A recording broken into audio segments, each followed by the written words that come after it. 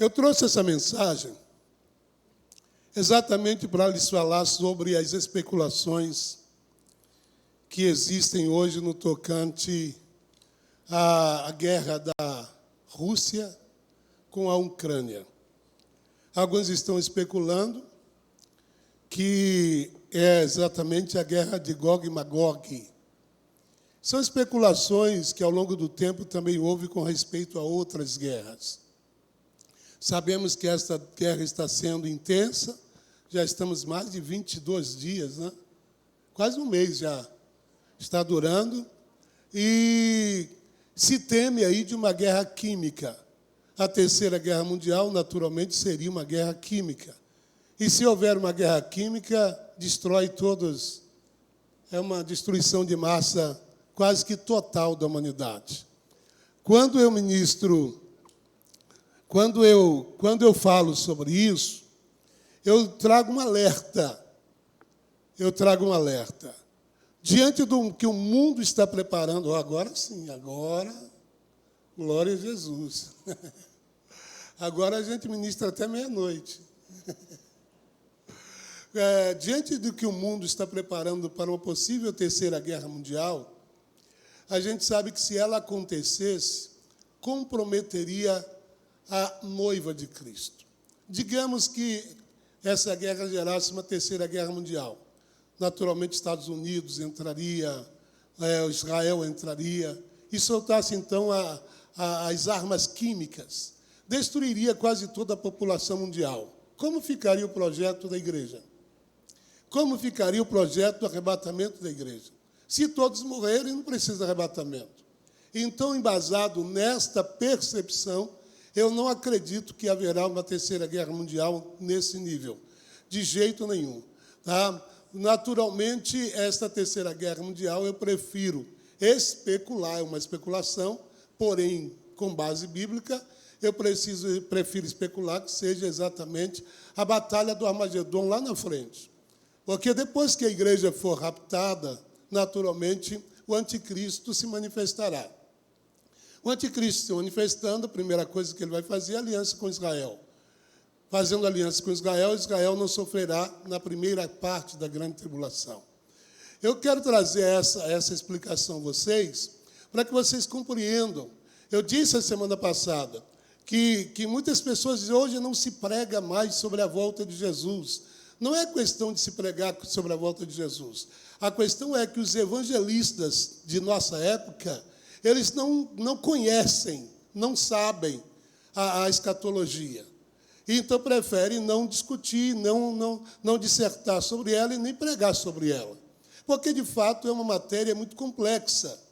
Tá? Dá saudade dos pregadores antigos, Abraão de Almeida, Lourenço Olson, e tantos, Gesiel Gomes, tá? Napoleão Falcão, que é um mestre na escatologia, ainda vivo, né?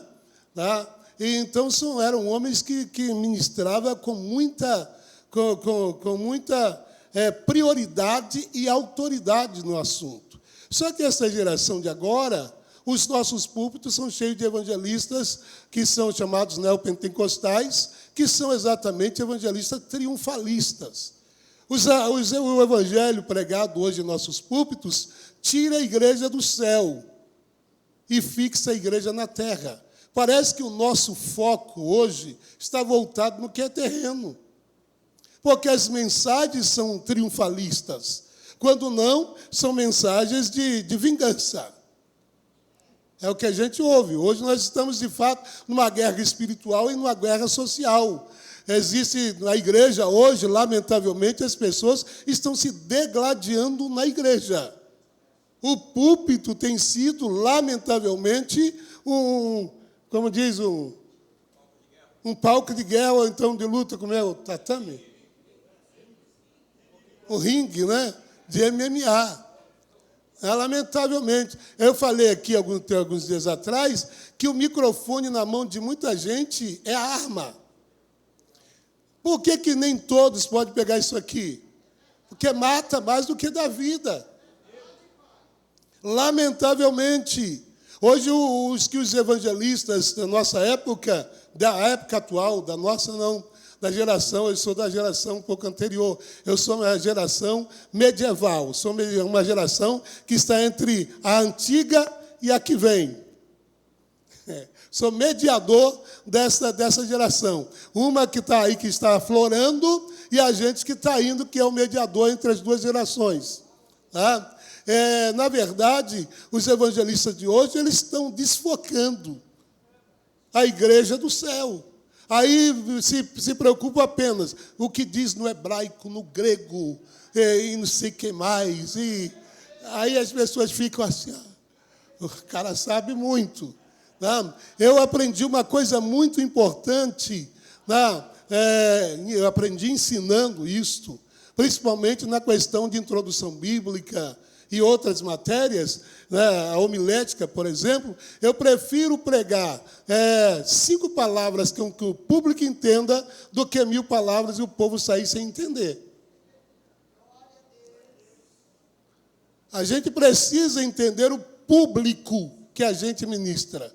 Não adianta eu aqui falar de hebraico e de grego, que ninguém aqui tem a mínima noção de hebraico e grego. Só o apóstolo Felipe Andrade. É óbvio que, às vezes, um sermão ou outro, você vai segundo o original. Mas o original, nós temos inúmeras versões de Bíblia. E do original para o português muda muito. Sofre muito a interpretação. Por isso, a Septuaginta foi escrita por 70 eruditos, dos homens mais sábios, para interpretar o texto sagrado. Mesmo assim, não chega perto do que é a Bíblia dentro do seu original. Pois bem, quando a gente aplica a escatologia, é muito importante aplicá-la de forma que o povo entenda. Não adianta especular. Hoje existem muitas especulações, principalmente no tocante à volta de Cristo, que houve muitos erros. Jesus vai voltar em 2000, estamos em 2022. Jesus vai voltar em 1970, já estamos em 2022. Então não adianta querer trazer as coisas pela numerologia.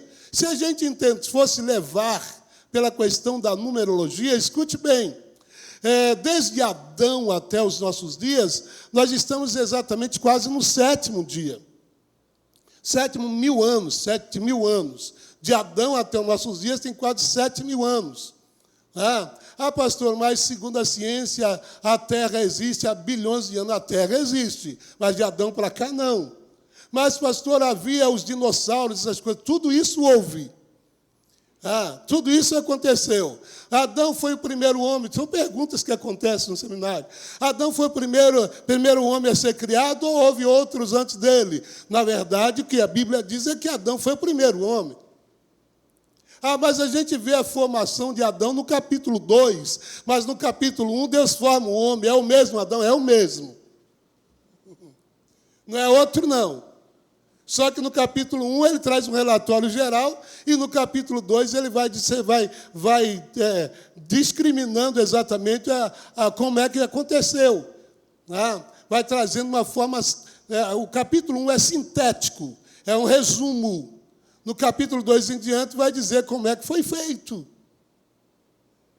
Tudo isso. Então, a escatologia ela acaba sendo muito complexa, porém necessário. O que o crente precisa saber? Jesus está voltando.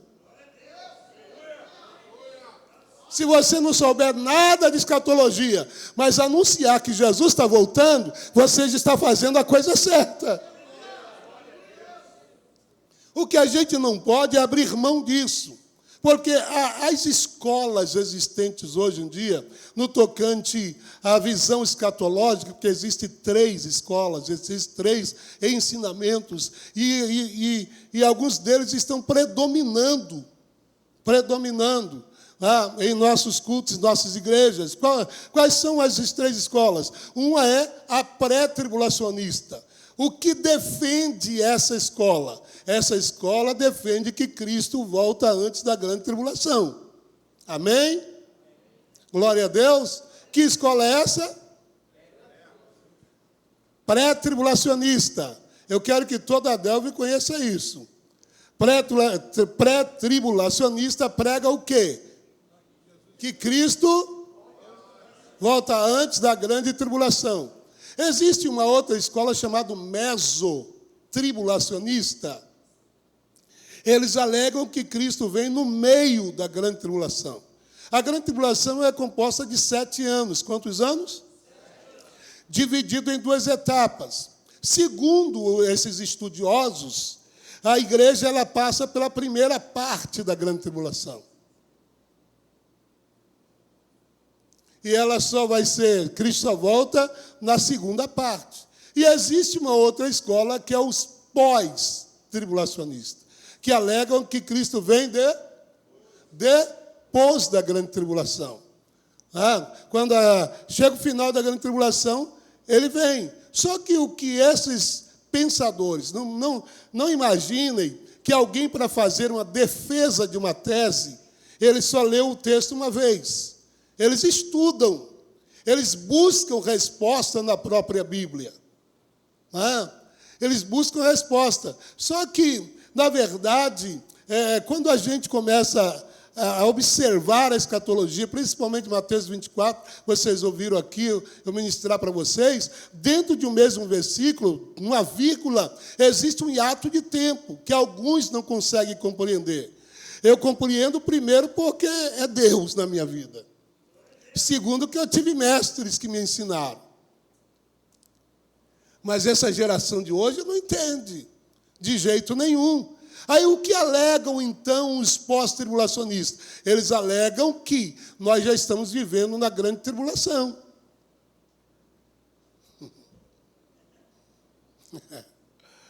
O que alegam, o que defende a ideia dos mesmos tribulacionistas é que a primeira parte não é caracterizada uma grande tribulação, senão uma tribulação comum. Por quê? Porque os selos, as trombetas, são derramadas a partir do 3 anos e meio, a última parte, e não na primeira. As taças são as taças, os selos e as trombetas. Quando os selos são abertos, as taças são derramadas e as trombetas são tocadas, derrama-se o juízo de Deus sobre a terra. Só que eu quero que vocês entendam uma coisa. Gravem isso na tábua do seu coração e não permita que ninguém roube isso. Grande tribulação não é para a igreja. O que é a grande tribulação? O juízo de Deus sobre Israel. Primário é Israel, segundo os gentios, deixados. Por quê, pastor? Simples. Leiam Daniel, capítulo 9, versículo 24 em diante, você vai compreender.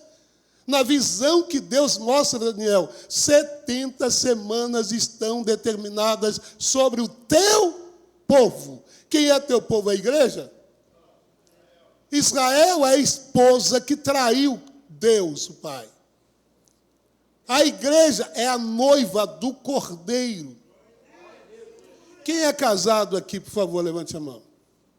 Você é casado, homem, agora eu vou levar para o sexo masculino. Homens casados, levante a mão. Você permitiria que a sua noiva passasse por uma luta intensa, você podendo livrá-la? Se nós humanos não permitiríamos isso com a noiva, imagina Cristo.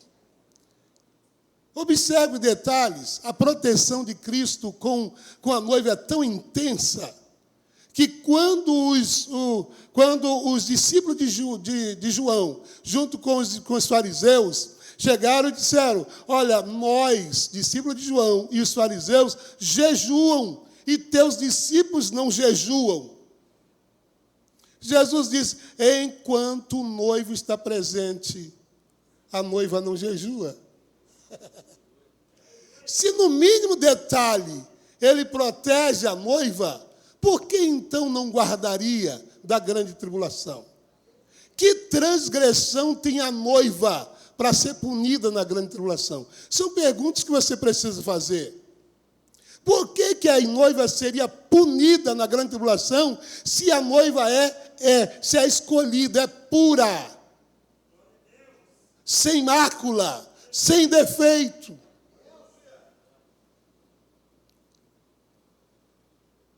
A outra questão é,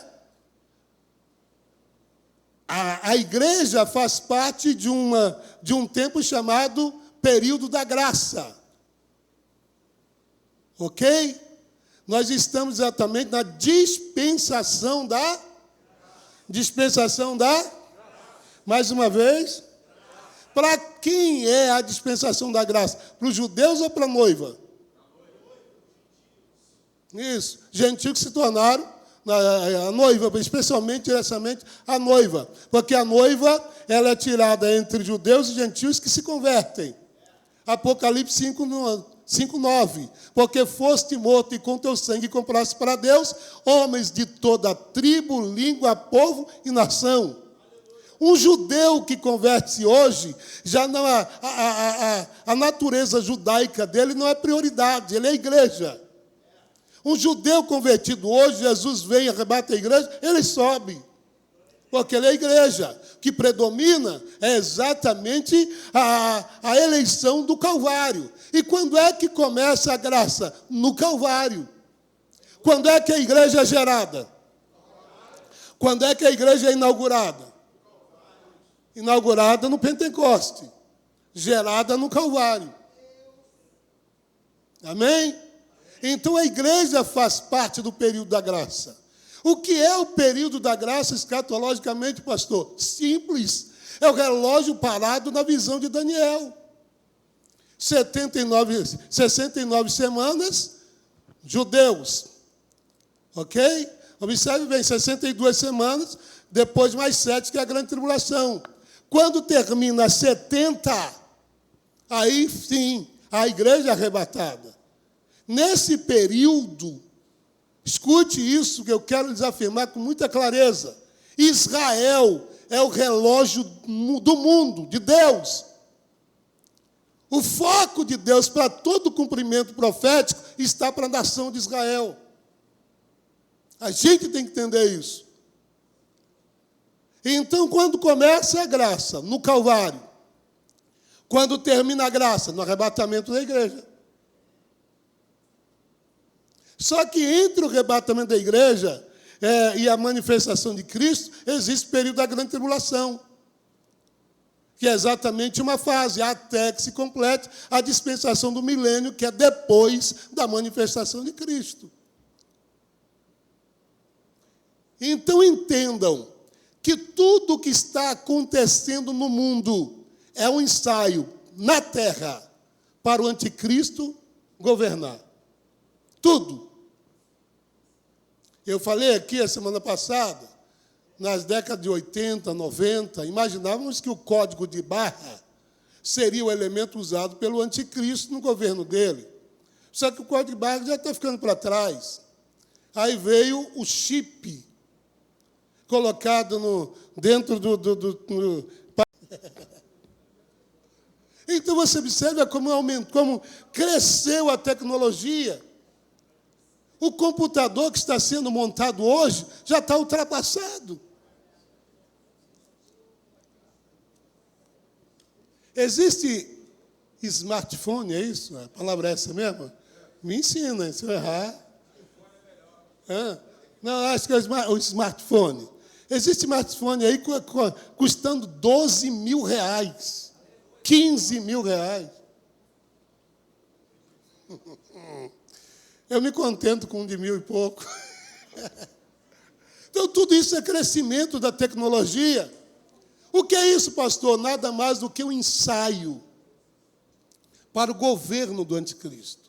Quando o anticristo se manifestar, ele precisará de um governo perfeito, dentro de uma organização como nunca houve em todos os tempos. Tudo tem que funcionar. Por isso eles estão ensaiando. Até que chegar a um consenso do mais perfeito para eles. Porque imagina o que é dominar. Hoje nós temos cerca de 8 bilhões de pessoas no mundo, né? 8 bilhões e meio de pessoas no mundo. Isso, pastor Vilmar é safo nisso aí. Pastor Vilmar aplauso para ele. Vem cá, 7 bilhões e quanto?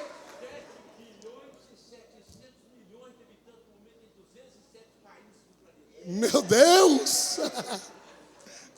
Está vendo só? Imagina, governar tudo isso, espera aí, governar tudo isso não. Que quando a igreja for arrebatada, deve ficar aí uns 4 bilhões e alguma coisa. Observando pelo que a Bíblia diz, que também a gente precisa ensinar a vocês um outro detalhe. Quantas pessoas serão salvas? A Bíblia não declara.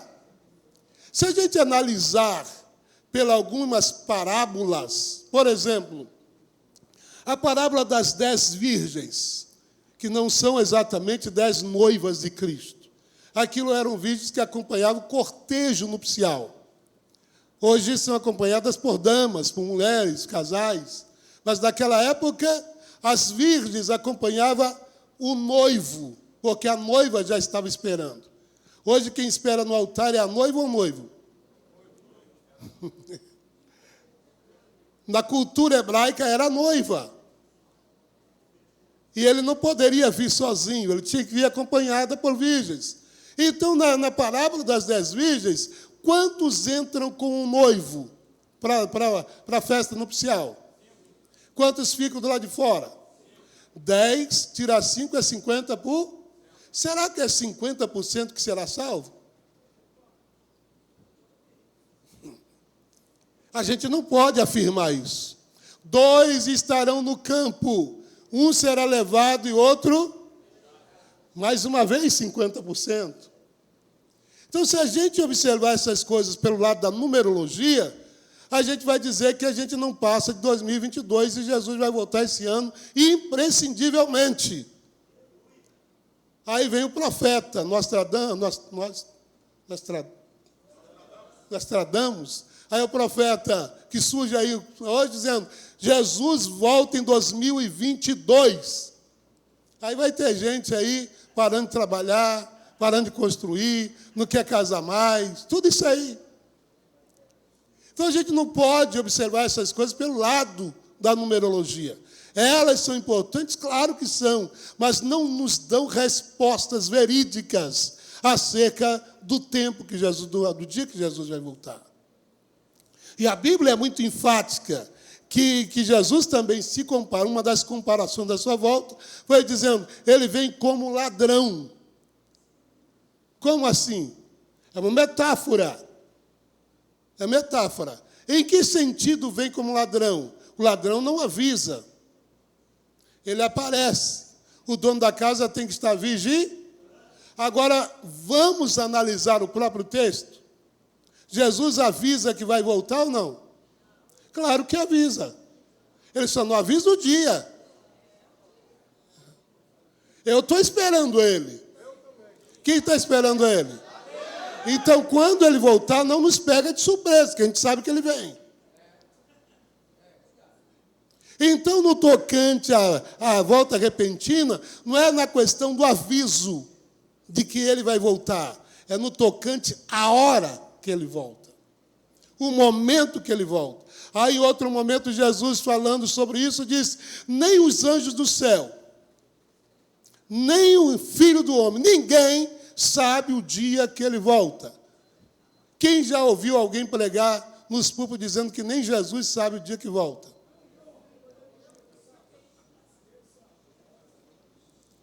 Mas está escrito na Bíblia, está ou não está? Jesus disse ou não disse?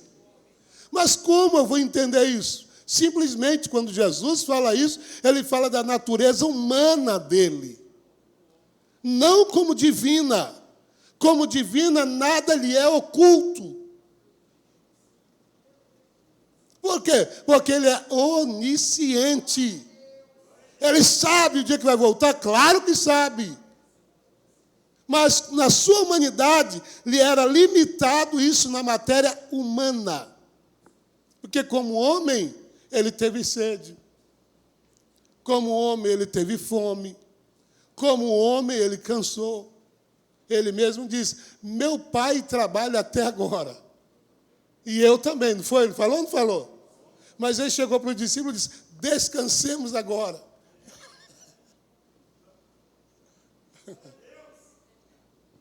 Então você precisa entender a Bíblia pelo seu contexto.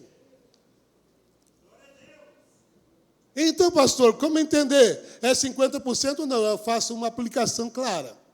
Nessas parábolas contadas por Jesus, está sempre 50%. Simples. Vamos trazer uma aplicação diante de uma visão muito clara de que 50% é Israel, 50% é a igreja. Israel ficará e a igreja será tirada. Muitas parábolas contadas por Jesus, ele foi muito claro, comparando Israel e a igreja. Então pare nessa ideia de que só vai subir tantos por cento. Nem eu, nem você sabe. Vai ficar mais gente do que sobe. Isso é especulação.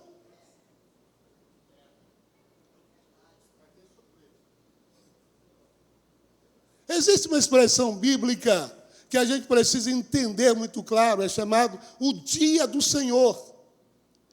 É terrível, Joel fala sobre isso. O dia do Senhor é terrível. Que dia do Senhor é esse que é terrível? Porque para a igreja não será terrível. Será? Claro que não. Então eu não posso generalizar que esse dia seja o dia do arrebatamento. Porque arrebatamento é para a noiva. Arrebatamento é para a igreja. Existe uma outra informação incorreta que aplica-se em cima do púlpito, que existe duas igrejas. Uma sobe e outra desce. Quem já ouviu isso? Isso é uma das maiores mentiras que existe. Se alguém falar aqui, eu não posso falar nada para não envergonhar o orador. Mas olha para mim que eu vou fazer cara feia. Porque a que fica não é igreja. Pastor, mas os crentes deixados? Há uma possibilidade de salvação. Igreja, noiva, ela é galardoada. A noiva terá a festa de casamento nos ares. Se ficou, não vai casar com Jesus. Então não é igreja. Os que ficarem terão a chance de salvar-se para entrar no milênio, não para herdar a herança reservada para a igreja. Amém? Está vendo como é muito amplo o assunto? Eu ensinei aqui a semana passada, o Espírito me impele a falar outra vez, porque é necessário, porque existem muitos erros aí. E uma das grandes dificuldades das nossas EBDs é que nós temos assuntos que a maioria de professores não dominam e nem estudam.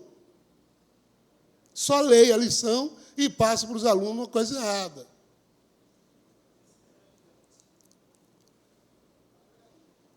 E é muito sério esse negócio. Nunca aplique um assunto que você não tem segurança. E o que eu disse a semana passada, volto a dizer, que existe uma gama de pessoas aí, inclusive oradoras, dizendo que enquanto a última pessoa da terra não ouvir falar de Jesus, Jesus não volta. Pelo amor da guarda. Quando Jesus vai voltar, então? Mesmo embora que tudo facilita para todos ouvirem. Se isso fosse verdade, eu diria que nosso Deus é injusto. Por que, pastor, é injusto? Como é que ele vai dar oportunidade ao último que ouvir e não deu oportunidade ao que morreu lá atrás, sem ouvir? É uma incoerência, sim ou não? Precisa do último ouvir para voltar. Por quê? Porque senão como é que ele vai ser julgado? Então me responda como é que muita gente morreu sem nunca ouvir falar de Jesus, como será julgado? É um outro assunto, a questão do juízo.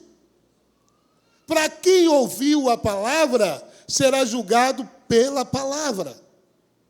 Por que nós temos que nos preocupar em salvar com o quanto máximo de pessoa possível, para que nós possamos tomar o céu e despovoar o inferno? Por que a gente precisa pregar para muita gente, para que essa gente que ouve a palavra do Senhor se converta e se torne igreja e seja arrebatada. E não tenha a mínima possibilidade de passar pela grande tribulação. Mas no tocante ao juízo de Deus, existem vários elementos. Quem ouviu a palavra, julgado pela palavra. Quem nunca ouviu, julgado pela consciência. Daí eu teria que entrar em outra situação. Por isso que eu digo, sem esboço, a gente vai abrindo amplitude. Falando exatamente da questão da consciência, da inocência e consciência. Quando a gente fala das dispensações, uma delas é a dispensação da inocência, e a gente observa, por exemplo, uma outra pergunta. Existem crianças no inferno? Claro que existe. Crianças de que idade? Que idade eu não sei, mas desde que se tornaram conscientes e sabendo o bem e o mal. Não aceitaram Cristo e estão lá no Hades. Então, quando a pessoa se torna consciente, ela é réu de julgamento. Doutor Gilberto, o senhor advoga há quanto tempo?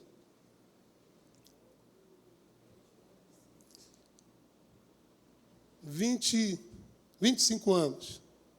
O senhor advogaria, o senhor defenderia uma causa de que alguém está condenando uma pessoa louca?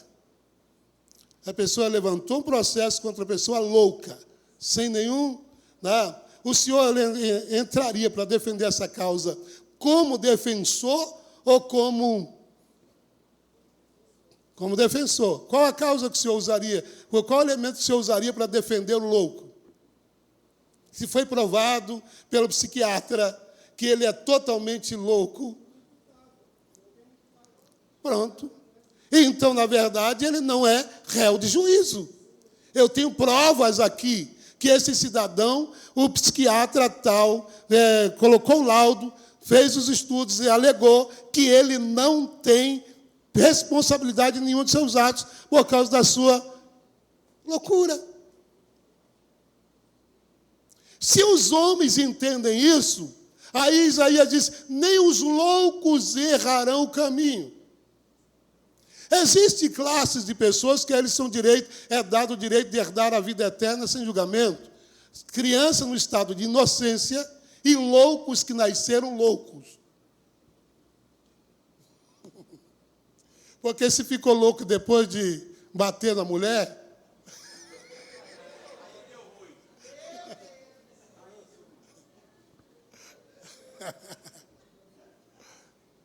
vai responder pelo período de sanidade. Então, são assuntos, irmãos, que giram nos templos, nas igrejas, e as pessoas vão comprando as suas ideias. Olha que eu nem entrei em Mateus. Então, a gente precisa compreender, amados. Eu não quero que você seja doutor em escatologia. Eu quero que você aprenda que Jesus está voltando. E ninguém deve roubar a sua fé. Aleluia. Feche os ouvidos para quem diz que Jesus volta no meio da grande tribulação, no final. Porque digamos que, suposição, que eles estejam certos, nós não perdemos nada. Agora, se nós estivermos certos, eles perderam ou não perderam? Então, entre a perda e o ganho, eu prefiro ficar com ganho. Eu prefiro acreditar que Jesus volta antes do que achar que eu tenho que mudar, e Jesus volta depois, Jesus voltou, eu fiquei aí. Então, na pior das hipóteses, defenda que Jesus vem antes. Amém? Glória a Deus. Vamos ver se a gente consegue. Senão a gente vai precisar de mais uma terça. Versículo 24, versículo 24, 21. Pois haverá mais angústia que em qualquer outra ocasião, desde o começo do mundo, e nunca mais haverá angústia tão grande. este versículo está sendo muito claro que este período de angústia tão grande é os 7 anos. Mesmo embora, escute isso. Por que é dividido a grande tribulação em 2 partes, 3 anos e meio, 3 anos e meio? É muito simples. A grande tribulação é iniciada através da manifestação do anticristo. E quem o detém é o Espírito Santo e a igreja. Quando a igreja for tirada através do rápido pelo Espírito Santo, naturalmente ele se manifestará. A igreja sendo arrebatada, você acha que vai acontecer o quê nesse mundo? Muita paz, tranquilidade? Imagina o caos, o desespero da sociedade. Esse mundo entrará num caos como nunca houve com o rapto da igreja. Tu acha que é tranquilo isso? Vendo toda essa situação alarmante, o anticristo se manifesta e quer botar a ordem na casa. O que eles vão fazer? Tudo que se falava a respeito de Cristo proíbe. A partir de hoje, ninguém fala desse Cristo, nem de igreja, nada disso. Vai imediatamente, junto com o falso profeta, estabelecer uma única religião. Qual vai ser? Irmãos, existem muitas especulações. Estão dizendo aí que até o presidente da Rússia é o anticristo. Especulações imediatas que estão jogando aí.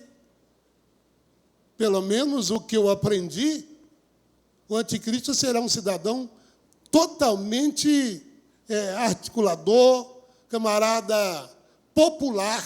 Me diga de que popularidade tem esse cidadão. Vai convencer quem? Não é convencer as outras pessoas pela arma, não. Vai convencer pela conversa. E um dos que serão convencidos pela conversa será Israel. Se Israel entrar contra uns, como é que pode ser o cidadão, cara? Faça perguntas. Especular é fácil.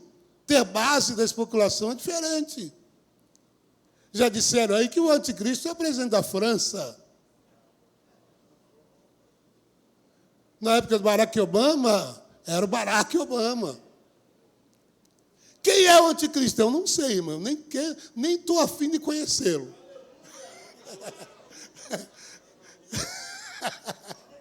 Quem é que quer conhecer ele aí? Eu não quero. Quem quer? Eu não quero. Faça assim. Eu não quero conhecer. Me preocupar quem é? Não. Eu estou preocupado em ver o noivo. Eu estou preocupado em ser arrebatado. Então, quem é não importa. Para a igreja, não. A gente precisa ter consciência disso. Ok? Então, ele está falando de um tempo de angústia. Na verdade, para Israel, o pior momento é os últimos 3 anos e meio. Por quê, pastor? Por causa da quebra de aliança com o anticristo. Aí, como diz a pessoal aí, a coisa vai ficar feia. Tem uma expressão que me fugiu da mente agora. A chapa vai esquentar. 3 anos e meio, quando começar de fato a grande tribulação para Israel. Jeremias fala sobre isso. Ezequiel fala sobre isso. Queridas irmãs, mães, quantas mães tem aqui? A dor do parto é tranquila, né? Dizem que a dor do parto se assemelha a cálculo renal, de ter aquela dor. Pelo menos dizem, mas é pior. Sim ou não? Falem, mulheres, sim ou não? Aí o profeta Jeremias diz que naqueles dias os homens desmaiarão pelas ruas como se tivesse tendo dores de parto.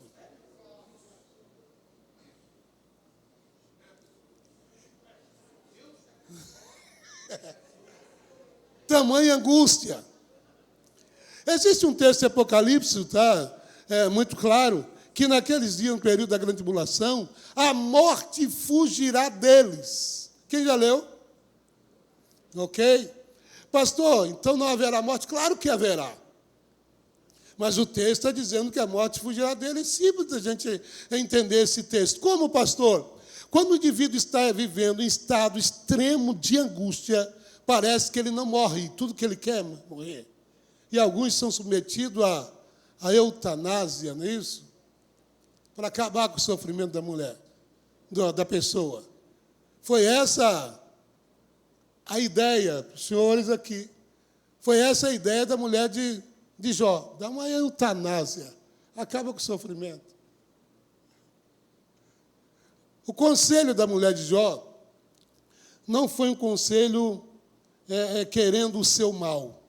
É um conselho de alguém que convive e não vê o fim da angústia. Aí ela era entendida, sabendo que, se alguém blasfemasse contra Deus, naturalmente Deus o mataria. Então só existe um jeito para acabar com essa angústia: amaldiçoa teu Deus. Então o que ela queria era acabar com a angústia de Jó. Não é que Jó amaldiçoasse. Por isso que já disse, você não sabe o que está falando. Então, naquele tempo, o estado de angústia será intenso, que o cidadão haverá de querer morrer e a morte fugirá dele. Porque eu já vi bobeira ensinando aí. O cara vai pular lá do 20º andar, esborrachar embaixo e não vai morrer. Porque está escrito que a morte fugirá dele. Para com isso, irmão. Leia o contexto, pelo menos. Como não haverá morte, se na visão do João, o evangelista, com a manifestação de Cristo, ele vê uma multidão vindo de roupas brancas, com palminhas na mão e as roupas salpicadas de sangue. E a pergunta de João é: quem são estes? Estes são aqueles que foram mortos pelo amor do meu nome na grande tribulação. Uma multidão. Sinal que vai ficar muita gente. Eu não.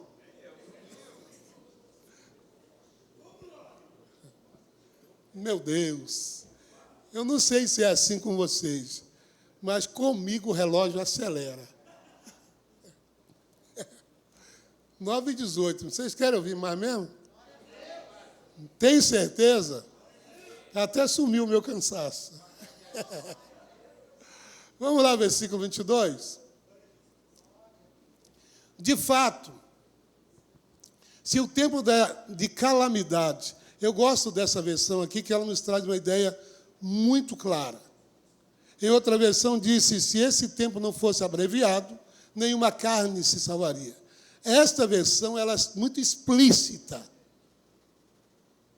É muito explícita. Se o tempo de calamidade não tivesse sido limitado. Então, na versão que diz, se esse tempo não fosse abreviado, está falando do tempo limitado. Um tempo de calamidade. Que tempo é esse? A grande tribulação. E os escolhidos aí não é a igreja.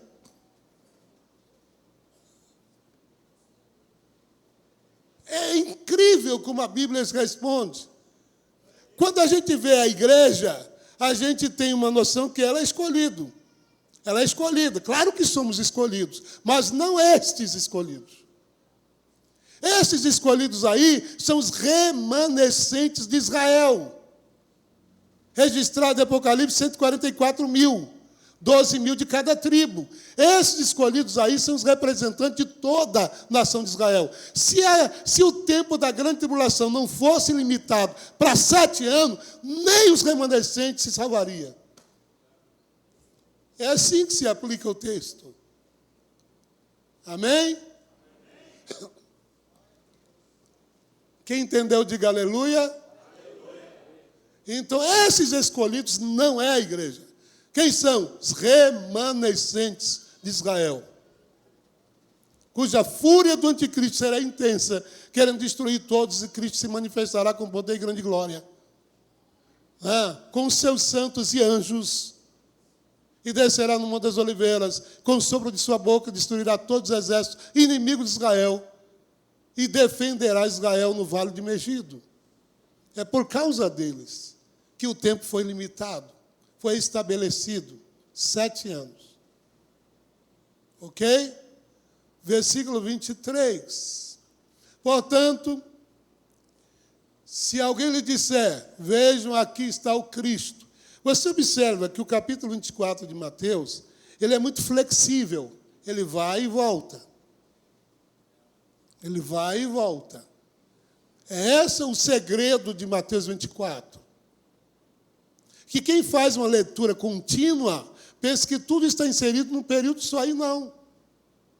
Portanto, se alguém lhe disser, vejam aqui o Cristo, ou ali, ou está ali, não acreditem. Óbvio, quando o anticristo se manifestar, ele se declarará o Messias. Ele está ali, está aqui, não acreditem. Versículo 24. Pois falsos cristos e falsos profetas surgirão e realizarão grandes maravilhas. Ele está falando quando a igreja foi arrebatada? Não. Já o versículo 24 fala do nosso tempo. Por isso a flexibilidade. Vai e volta. Pois os falsos cristos, falsos profetas, surgirão, realizarão grandes sinais e maravilhas, a fim de quê? E, se possível, agora, esses escolhidos, é a gente que tem que ficar atento. Que esse escolhido está relacionado lá atrás, quando Jesus diz, acautelai-vos, para que ninguém vos engane. Por que esse aqui, pastor, é diferente daquele? Simples, porque aquele fala do período da grande tribulação, e esse aqui fala do período antes do arrebatamento. É tudo escolhido. Essa é a questão da interpretação do original hebraico para o português. Se tivesse uma outra palavra no português, colocaria. Mas para a compreensão, coloca escolhidos. E não é o que acontece hoje? Muita gente está sendo enganado, sim ou não? Tem gente fazendo milagres aí. E digo uma coisa sinceramente, irmãos. O povo, para gostar de ser enganado, é crente. Me perdoe a clareza.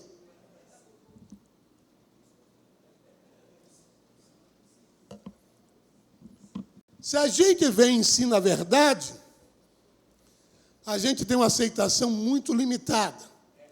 Se eu realizar um milagre aqui, e um morto ressuscitar aqui, essa igreja amanhã vai ter gente pelo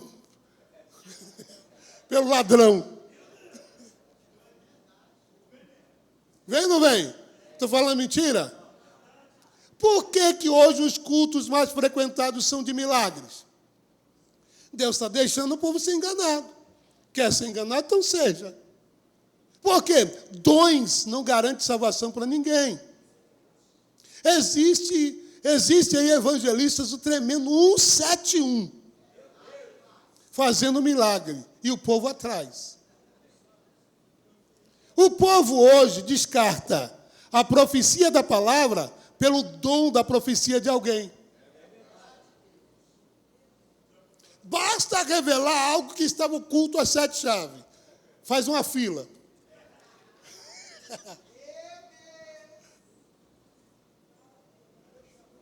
Então você vê a probabilidade que o povo tem de ser enganado. E Deus permite.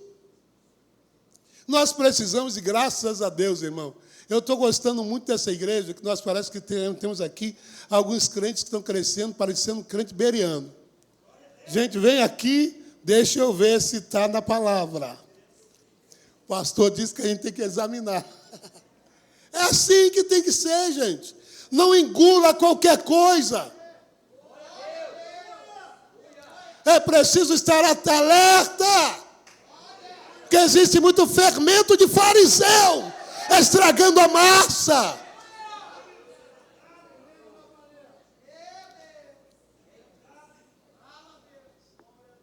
Então o povo gosta de ser enganado. E escute isso. Isso é reflexo da nossa sociedade.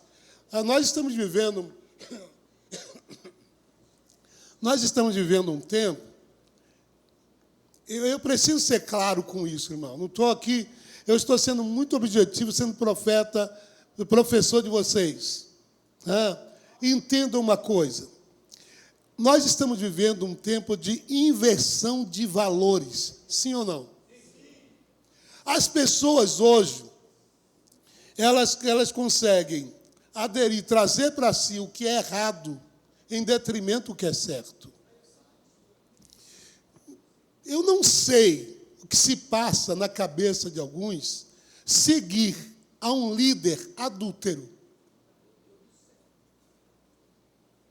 O que se passa na cabeça de alguns seguir um líder que rebelou. Ah, mas é homem de Deus. Escute isso, por favor. Abra seus ouvidos e escreva na tábua do seu coração. O que caracteriza alguém, homem de Deus, não é os dons, é o fruto.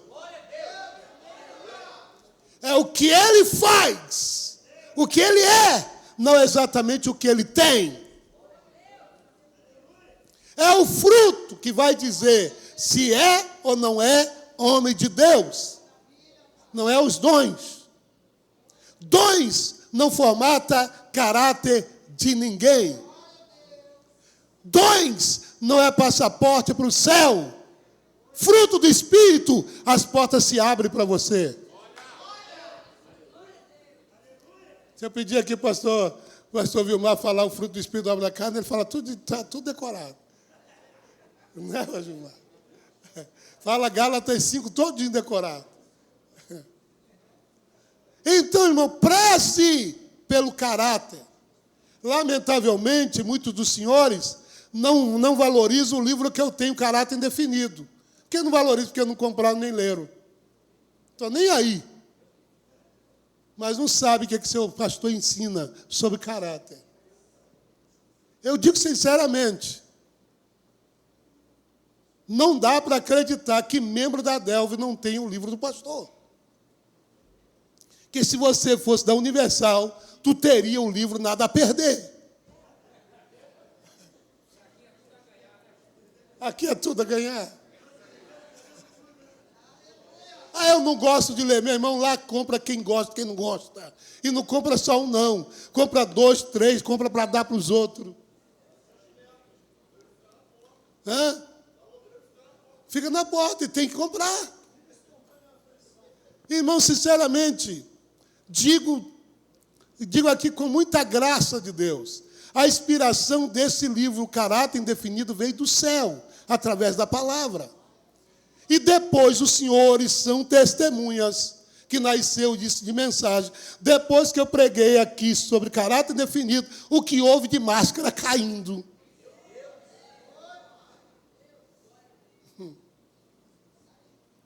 Mostrou quem era quem.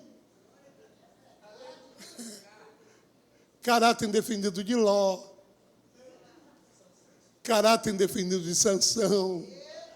Caráter indefinido de Judas. Eu ainda não preguei aqui. Porque no dia que eu pregar aqui o caráter indefinido de Judas, eu acho que não vai ficar ninguém. Aí eu prefiro que você leia. Mas está escrito lá no livro. O caráter indefinido de Judas. A coisa é séria.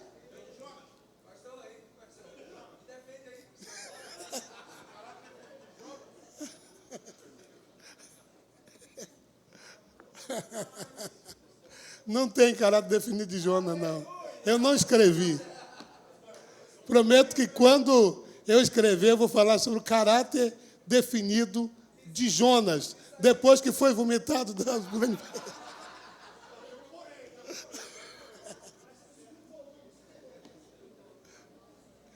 Meus irmãos, eu digo isso sinceramente. Eu pedi mais uma quantidade de livros de caráter indefinido. Quem não tem, adquira. Eu só não dou para você, porque custa. Cada livrinho desse meu aí, custa 16 conto. Se eu compro 100, é 1.600. 200 é 3.200.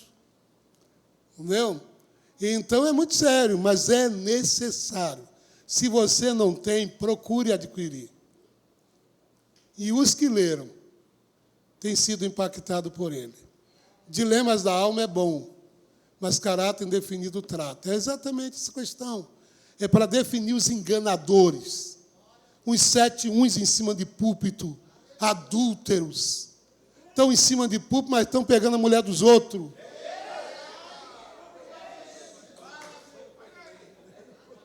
E o povo está aplaudindo. Esse cara que a gente quer, vai adulterar igual ele. Que revolta, irmão, seriamente. Revolta. O pessoal hoje não está definindo as coisas, separando as coisas. Siga alguém que seja referência para a tua vida. Não alguém, o camarada fez que é ladrão, Deus perdoa e você quer fazer a mesma coisa. Mas Davi pecou, mas a espada ficou na casa dele.